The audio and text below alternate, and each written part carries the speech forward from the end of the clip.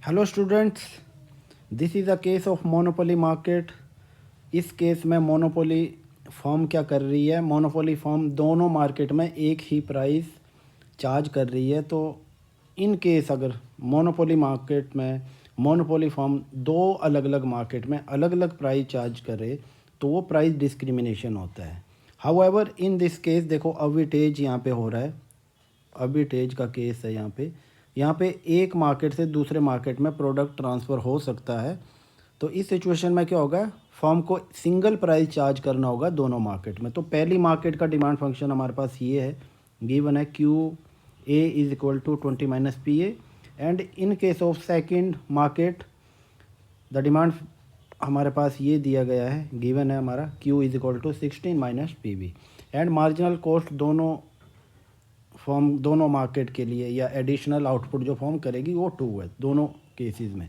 तो यहाँ पे फॉर्म दोनों मार्केट में अलग अलग प्राइस चार्ज ना करके सिंगल प्राइस चार्ज करेगी दोनों मार्केट के लिए। ओके, तो इसको सॉल्व करेंगे हम। तो कैसे हमें दोनों मार्केट के जो डिमांड फंक्शन है इनको एग्रीगेट करना है, फिर हमें एम आर निकालना है, उसके बाद हम क्या करेंगे, एम सी के साथ इक्वेट करेंगे। ओके, तो हमारे पास ये आंसर ऑप्शन भी दिए गए हैं, तो हम देखेंगे कि इसमें से कौन सा हमारा आंसर करेक्ट हो रहा है। देन हम सेकंड आएगा, यहाँ पे हमें दोनों मार्केट का आउटपुट कैलकुलेट करके हमें देखना है कि प्रॉफिट कितना हो रहा है। ओके, तो ये बड़ा स्पेशल केस है ये। तो चलते हैं, तो यहाँ पे देखो, तो इस केस में हम सबसे पहले क्या करेंगे, सबसे पहले हमें जो है एग्रीगेट डिमांड हमें निकालना है, टोटल डिमांड जो मार्केट में है दोनों मार्केट के केस में। तो सबसे पहले देखो क्यू ए हमारे पास गिवन है, मैंने आपको ऊपर बताया Q A is equal to 20 minus P A. And Q B A second market है हमारे पास, जो दूसरी मार्केट है उसमें ये दिया गया है। अब ये देखो, इन दोनों मार्केट को अगर टोटल करके तुम्हें सिंगल मार्केट बनानी है, वो कैसे बनाओगे आप। ओके, तो मैं यहाँ पे आपको बता दूँ कि इनको हम कैसे करेंगे, इनको हॉरिजॉन्टली ऐड करेंगे। हॉरिजॉन्टली ऐड करेंगे, एक वर्टिकल एडिशन होता है, एक हॉरिजॉन्टल एडिशन होता है। इन केस ऑफ पब्लिक गुड हम क्या करते हैं, दो जो भी डिमांड फंक्शन हमारे पास दिया गया उनको वर्टिकली ऐड करते हैं। और जो प्राइवेट गुड्स होती हैं उस केस में हम क्या करते हैं, जो भी हमारे पास डिमांड फंक्शन अलग अलग दिए गए हैं उनको हम हॉरिजॉन्टली ऐड करते हैं। हॉरिजॉन्टली ऐड क्या होता है, तो हमें यहाँ क्या करना है, हमें हॉरिजॉन्टल ऐड में क्या होता है, हम ये Q A plus Q B करेंगे, मतलब हम नॉर्मल फॉर्म में डिमांड फंक्शन को लिखेंगे और उसको ऐड करेंगे। और इन केस ऑफ वर्टिकली क्या करते हैं, हम इस तरह से करेंगे, हम ऐसे P A plus P V करेंगे। ओके, तो ये आपको डिफरेंस पता लग गया। तो यहाँ पे देखो हमें क्या करना है, Q A plus Q B करना है। तो ये देखो क्यू टोटल आ जाएगा, हम ऐसा करेंगे तो इसका क्या इक्वल टू हो जाएगा, ये हो जाएगा 20 minus P plus 16 minus P.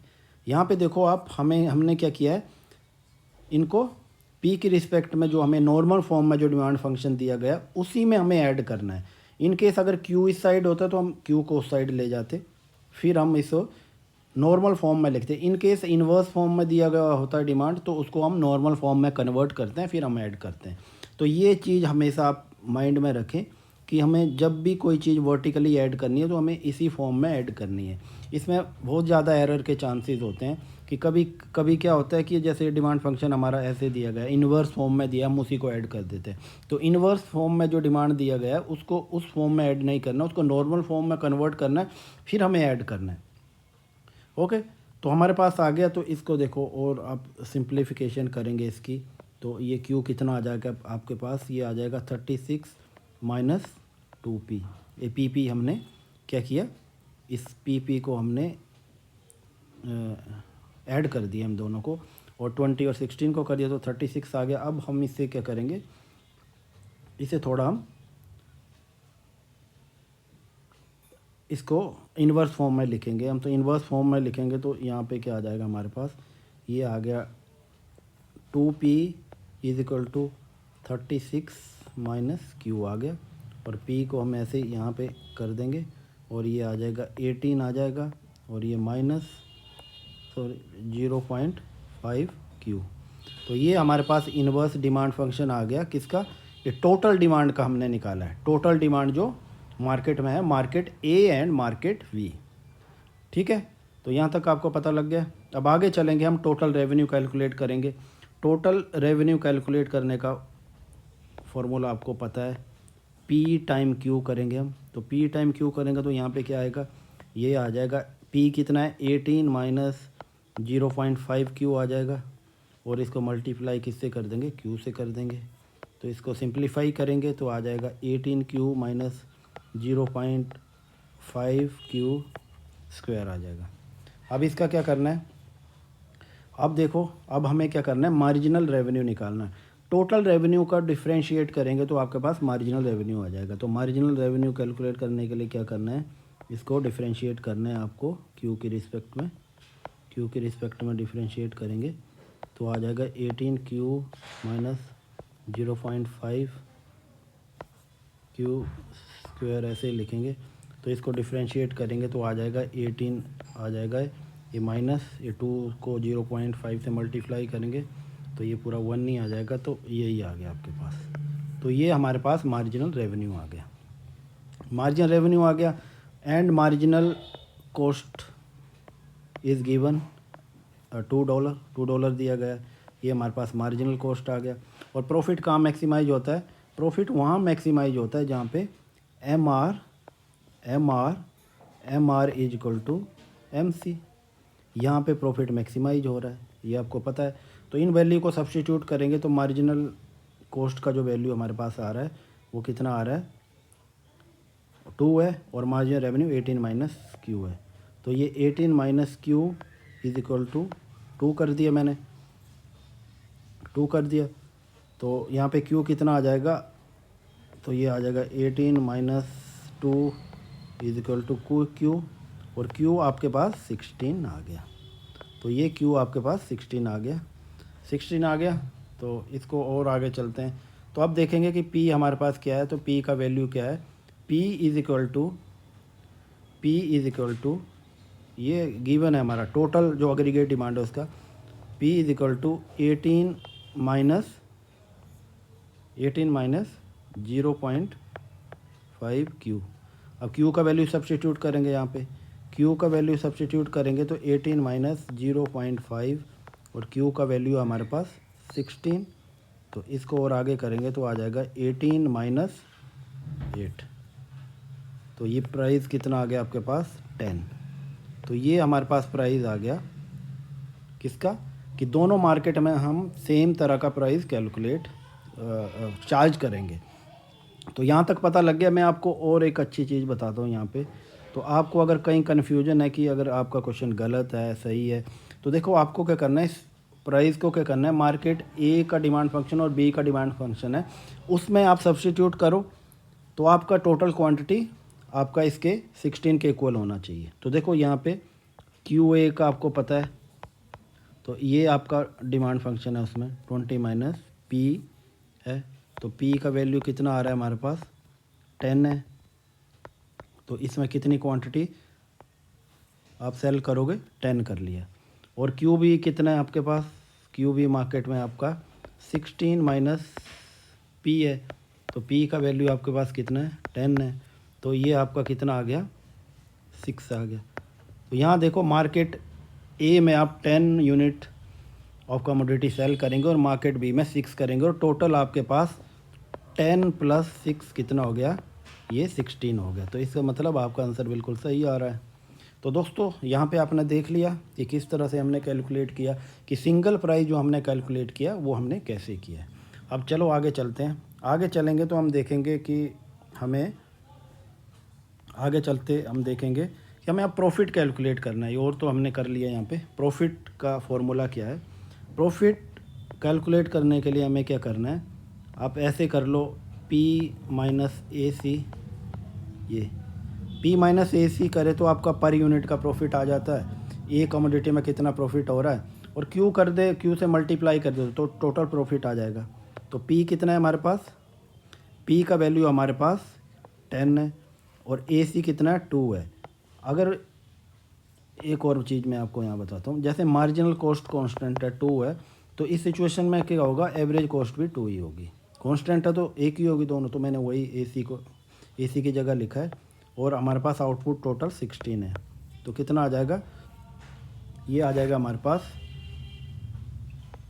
8 time 16 ये आ गया।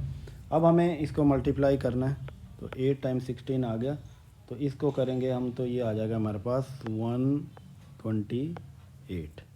तो देखो ये फॉर्म का प्रॉफिट आ गया, 128 फॉर्म का प्रॉफिट आ गया। ओके, तो दोस्तों अब हम आगे देखेंगे कि किस तरह से एक दूसरा कंडीशन हम ड्रॉ कर देते हैं कि ऐसा पॉसिबल हो सकता है कि फर्म प्राइस डिस्क्रिमिनेशन कर सकती है, कि दोनों मार्केट में अलग अलग प्राइस चार्ज कर सकती है। तो इस सिचुएशन में किस तरह से फर्म अपना प्रॉफिट मैक्सिमाइज करेगी। तो ये कौन सा कंडीशन आ गया यहाँ पे, सिचुएशन आ गया, ये आ गया प्राइस डिस्क्रिमिनेशन।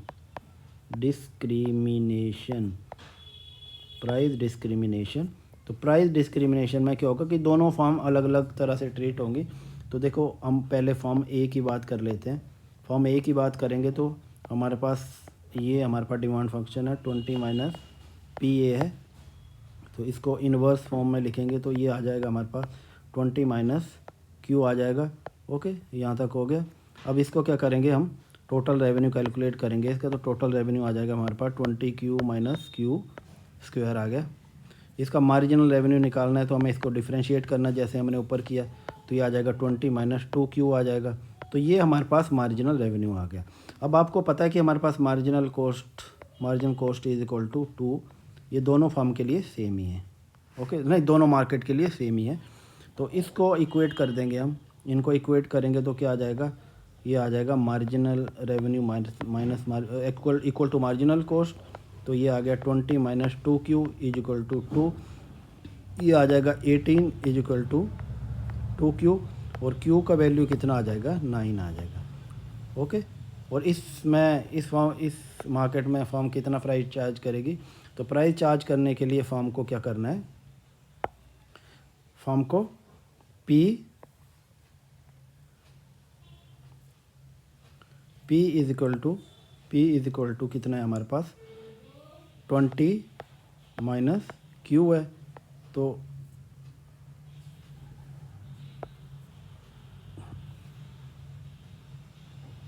P हमारे पास आ जाएगा 20 माइनस 9, तो इसको आगे करेंगे तो आ जाएगा 11। तो मार्केट ए में फर्म कितना चार्ज करेगी, 11 इन केस ऑफ प्राइस डिस्क्रिमिनेशन में, और आउटपुट कितना प्रोड्यूस करेगी, 9 करेगी। अब सेकंड मार्केट पे आ जाते हैं। तो सेकंड मार्केट में क्या कंडीशन होगी यहाँ पे, तो सेकंड मार्केट का देखो आपके पास मार्केट 2 आ गई है, 2 आ गई। तो इसका डिमांड फंक्शन हमारे पास दिया गया Q is equal to 16 minus P। तो इसको आप इन्वर्स फॉर्म में लिखेंगे तो ऐसे हो जाएगा। इसको टोटल रेवेन्यू करेंगे इसका, तो 16Q माइनस Q स्क्वायर आ गया। तो इसका मार्जिनल रेवेन्यू कैलकुलेट करेंगे, इसको डिफरेंशिएट करना है विद रिस्पेक्ट टू Q, तो 16 माइनस 2Q आ गया। तो ये हमारा मार्जिनल रेवेन्यू आ गया। अब इसको मार्जिनल कॉस्ट के साथ इक्वेट करना है, marginal revenue is equal to marginal cost, किसके लिए, मार्केट B के लिए। तो इसको करेंगे आगे, तो मार्जिनल रेवेन्यू हमारे पास आ गया A 16 minus 2Q is equal to, और मार्जिनल कॉस्ट का कितना वैल्यू है, 2 है यहाँ पे, तो ये आ जाएगा 14 इज इक्वल टू 2Q, और Q का वैल्यू हमारे पास 7 आ गया। ओके, तो यहाँ पे आउटपुट कम कर रहे हैं हम एज़ कम्पेयर टू मार्केट 1। तो इसको आगे आपको पता है कि P हमारा किसके इक्वल है, P is equal to 16 minus Q, और इसमें हम वैल्यू सब्स्टिट्यूट करेंगे तो 16 माइनस 7 कर दिया मैंने, तो इसका प्राइस कितना आ गया, ये 9 आ गया। ओके, तो इसमें आउटपुट 7 हो रहा है और प्राइस कितना आ रहा है, 9 आ रहा है। तो देखो हमने ये दोनों केस कर लिए, तो इन दोनों केस में हमने कैसे किया कि एक केस में क्या हो गया कि हमने प्राइस डिस्क्रिमिनेशन को फॉलो किया, और सेकंड केस हमने वो डिस्कस किया जहाँ पे सिंगल प्राइस, यहाँ पे प्राइस डिस्क्रिमिनेशन को फॉलो नहीं किया।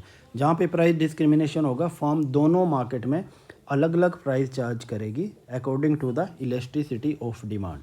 तो इलेस्टिसिटी ऑफ डिमांड जो है, ये इलेस्टिसिटी इलास्टिसिटी ऑफ डिमांड, ये हमारा मेन रीज़न है कि दो मार्केट में अलग अलग प्राइस होता है।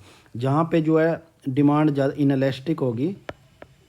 इनइलास्टिक होगी वहाँ पे प्राइस हायर होगा, और जहाँ पे इलास्टिक होगी डिमांड वहाँ पे प्राइस लोअर होगा। इस तरह से आप देख सकते हैं। ओके दोस्तों, थैंक्स फॉर वॉचिंग।